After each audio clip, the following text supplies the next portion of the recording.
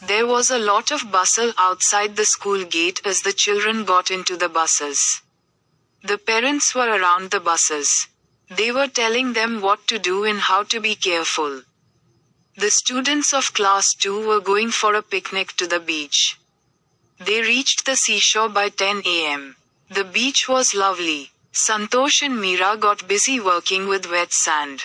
They made a model of a castle with the sand. Then the teachers took the children in groups of 4 to the water. Each group spent half an hour in the water.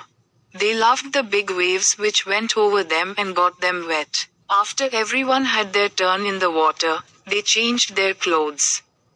Then, they had different kinds of snacks and rested for some time. They played word games and board games such as Ludo and Snakes and Ladders. In the afternoon, the teachers asked them to look for seashells on the beach.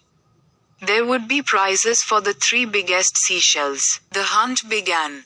John and Mariam went looking for shells behind a rock.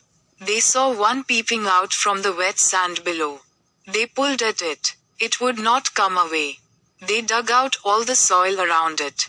Slowly, a beautiful shell came into sight. It had a lovely design on its back. Together they picked up the shell and brought it to their teacher. "Wow," she said. The children came rushing from all sides carrying their own finds. Some of them were very beautiful indeed, but none of them matched the size of the shell. Regina took it to the sea to wash it clean. It was a full 15 minutes before she brought it back. The underside cube was gleaming 4 white. Everyone forgot about the competition. The shell was so big and beautiful. They kept admiring it. It was a treasure. It could have found a place in some museum. Everyone loved it. The teachers said that they would put the shell in a glass case in the school, where everyone could see it. John and Mariam felt very proud and happy. चलिए अब इसी प्यारी story को हिंदी में सुन लेते हैं। School gate के बाहर बच्चों के बसों में चढ़ने के बाद काफी चहल पहल थी। माता पिता बसों के आसपास थे। वे उन्हें बता रहे थे कि क्या करना है और कैसे सावधान रहना है। कक्षा 2 के छात्र समुद्र तट पर पिकनिक मनाने जा रहे थे। वे सुबह 10 बजे समुद्र तट पर पहुंच गए। समुद्र तट बहुत सुंदर था। संतोष और मीरा गीली रेत के साथ काम करने में व्यस्त हो गए। उन्होंने रेत से महल का एक मॉडल बनाया। फिर शिक्षक बच्चों को 4 के समूहों में पानी में ले गए। प्रत्येक समूह ने पानी में आधा घंटा बिताया। उन्हें बड़ी लहरें बहुत पसंद आईं जो उनके ऊपर से गुजरीं और उन्हें गीला कर दिया। पानी में अपनी बारी आने के बाद सभी ने अपने कपड़े बदले। फिर उन्होंने अलग अलग तरह के नाश्ते खाए और कुछ देर आराम किया। उन्होंने शब्दों के खेल और लूडो और सांप सीढ़ी जैसे बोर्ड गेम खेले। दोपहर में शिक्षकों ने उन्हें समुद्र तट पर सीपियां ढूंढने के लिए कहा। 3 सबसे बड़ी सीपियों के लिए पुरस्कार दिए जाएंगे। खोज शुरू हुई। जॉन और मरियम एक चट्टान के पीछे सीपियां ढूंढने गए। उन्होंने देखा कि नीचे गीली रेत से एक सीप बाहर झांक रहा था। उन्होंने उसे खींचा। वह बाहर नहीं आ रहा था।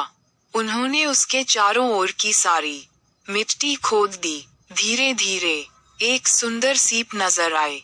इसकी पीठ पर एक सुंदर डिजाइन था। साथ मिलकर उन्होंने सीप को उठाया और अपनी शिक्षिका के पास ले गए। वाह, उसने कहा। बच्चे अपनी अपनी खोज को लेकर हर तरफ से दौड़े चले आए। उनमें से कुछ वाकई बहुत सुंदर थे, लेकिन उनमें से कोई भी सीप के आकार से मेल नहीं खाता था। मिस रेजिना इसे धोने के लिए समुद्र में ले गईं। इसे वापस लाने में पूरे 15 मिनट लग गए। नीचे का हिस्सा घन चमक रहा था, 4 सफेद। हर कोई प्रतियोगिता के बारे में भूल गया। सीप इतना बड़ा और सुंदर था। वे इसे निहारते रहे। यह एक खजाना था। इसे किसी संग्रहालय में जगह मिल सकती थी। सभी को ये बहुत पसंद आया। शिक्षकों ने कहा कि वे सीप को स्कूल में एक कांच के डिब्बे में रखेंगे, जहां हर कोई इसे देख सके। जॉन और मरियम को बहुत गर्व और खुशी महसूस हुई। पूरा वीडियो देखने के लिए बहुत बहुत धन्यवाद। ऐसे ही देखते रहिए, लाइक कीजिए, शेयर कीजिए और सब्सक्राइब कीजिए हमारे चैनल को। धन्यवाद।